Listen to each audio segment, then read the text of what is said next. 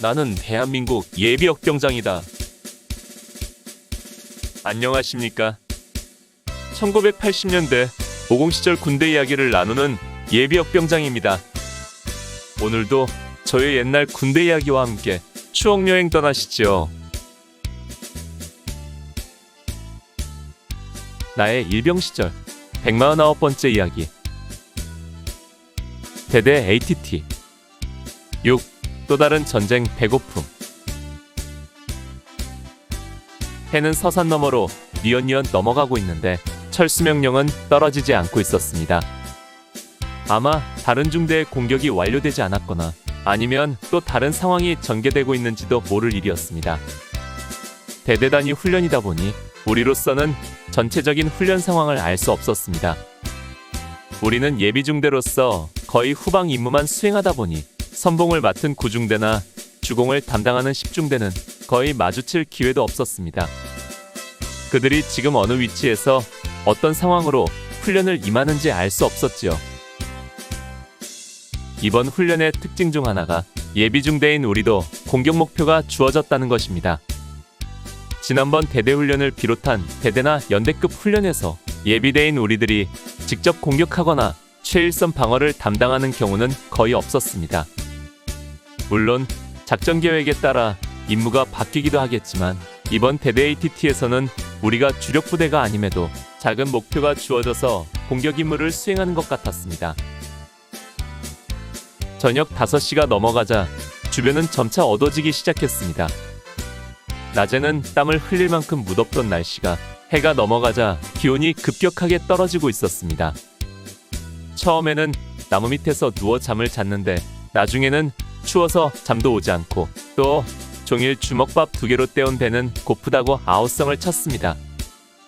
그러나 식사는 수경지로 돌아가서 할 예정이라니 정말 미칠 일이었습니다.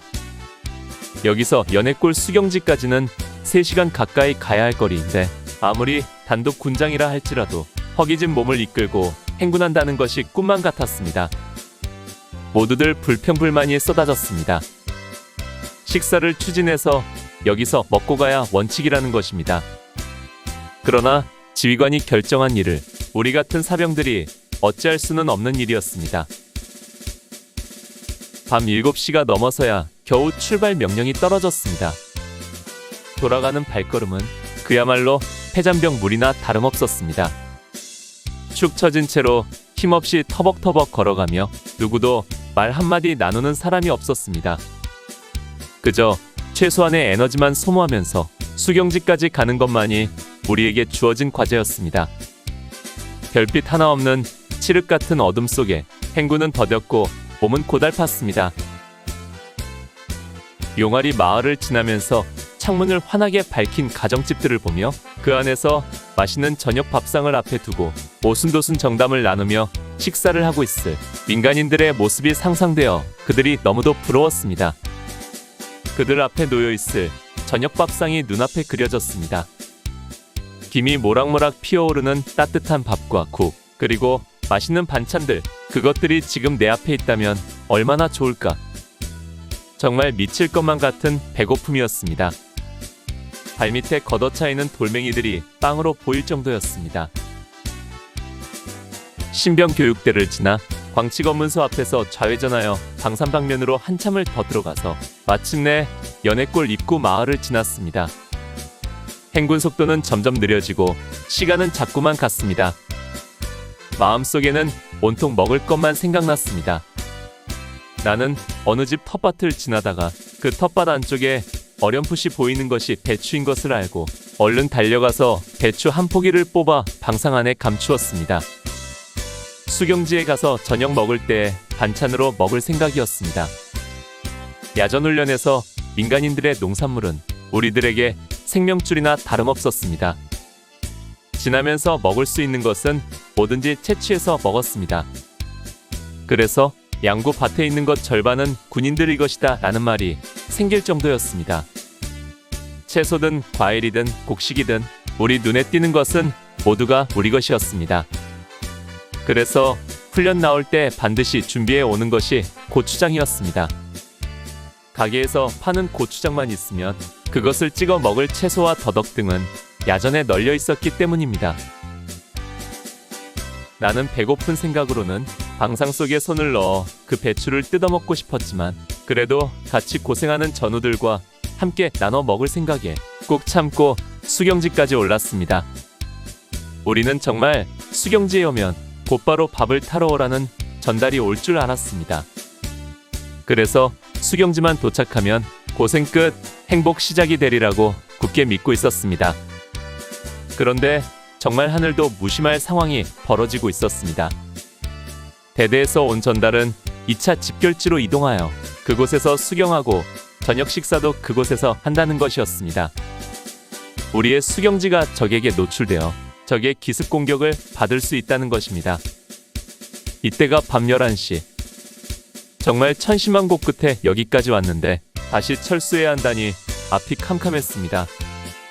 모두들 웅성거렸지만 우리가 어떻게 할 수 있는 일이 아니었습니다.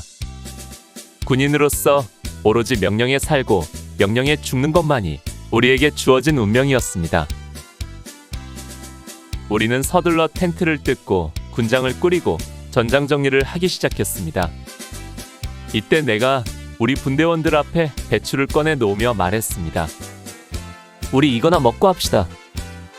내 말이 끝나기도 전에 우리 분대원 6명은 누가 먼저랄 것도 없이 달려들더니 배추를 뜯어먹기 시작했습니다. 순식간에 꽤 큰 배추 한 포기를 깔끔하게 뜯어먹었습니다. 고추장을 꺼내 찍어 먹을 새도 없었습니다. 그래도 이날 먹었던 생배추 맛은 정말 잊을 수 없는 최고의 맛이었고, 그리고 배고픔이 얼마나 무서운 것인지를 다시금 깨닫는 순간이었습니다. 배추 한 포기로 요기를 해서인지 그나마 철수 준비를 하는데 힘이 났습니다.